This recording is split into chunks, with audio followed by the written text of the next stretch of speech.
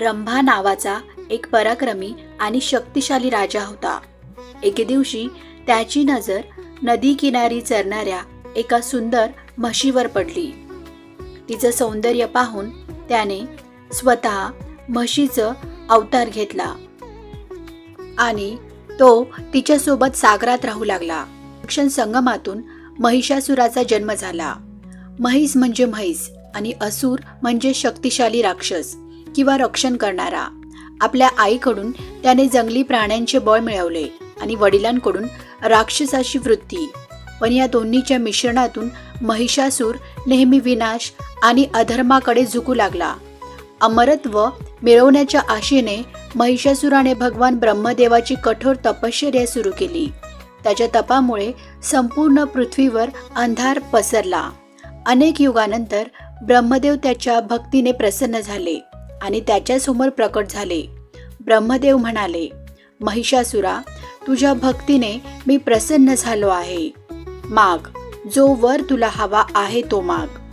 महिषासुराने काही क्षण विचार केला आणि म्हणाला, मला असं वरदान द्या की मला कोणतीही स्त्री मारू शकणार नाही.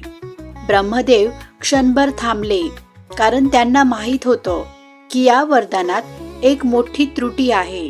पण वचन पाळण्यासाठी त्यांनी वरदान दिले. वरदान मिळताच महिषासुराचा गर्व आणि अहंकाराला सीमा उरली नाही. त्याने संपूर्ण पृथ्वीवर कहर माजवला. मनुष्य, प्राणी, देव कोणालाही न सोडता सर्वत्र विनाश करू लागला. पृथ्वीवर विजय मिळवल्यानंतर त्याने स्वर्गावर हल्ला करण्याचा निर्णय घेतला. आपल्या प्रचंड असुर शक्तीने त्याने देवराज इंद्राच्या राजधानीवर म्हणजेच अमरावतीवर आक्रमण केले. सर्व देवतांनी पूर्ण शक्तीने त्याचा सामना करण्याचा प्रयत्न केला, पण महिषासुराने त्यांना पराभूत करून स्वर्गातून बाहेर हकलले. आपले राज्य गमावलेल्या देवता ब्रह्मा, विष्णू आणि महेश या त्रिदेवांकडे मदतीसाठी धावले. देवतांनी ब्रह्मा, विष्णू आणि महेश यांच्यापुढे मदतीची याचना केली.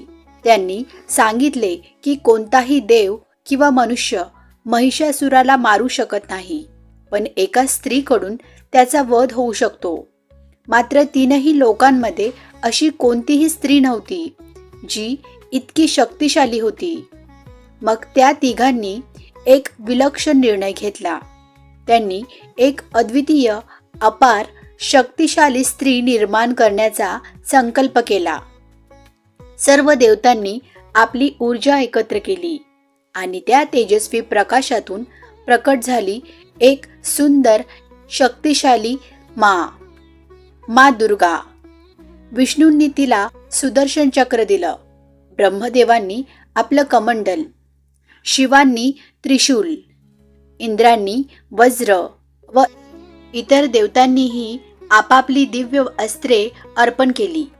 तसेच तिला युद्धासाठी एक भयंकर सिंहही दिला, जो तिचा वाहन बनला. या दिव्य शक्तीच्या संयोगातून साकार झालेली देवी दुर्गा सिंहावर आरूढ होऊन महिषासुराचा अंत करण्यासाठी निघाली. ती अमरावतीजवळ पोहोचली तेव्हा तिच्या सिंहाची गर्जना आकाशात घुमली आणि समुद्र हादरला. महिषासुराने तिचा सामना करण्याचा आदेश दिला.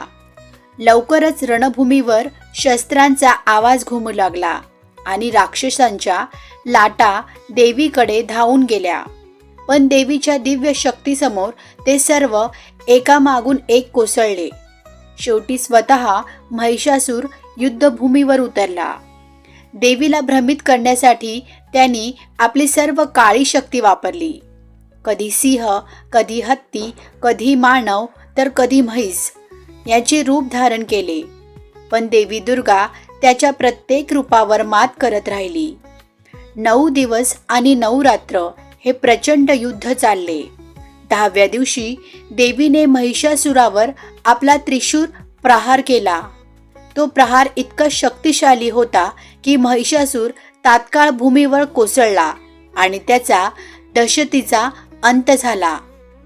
त्या दिवसापासून देवी दुर्गेचा विजय दिवस म्हणून विजयादशमी साजरा केला जातो आणि तिच्या 9 दिवसाच्या पूजेला नवरात्रोत्सव असं म्हटलं जातं, जिथे शक्ती, सद्गुण आणि धर्माचा विजय साजरा होतो.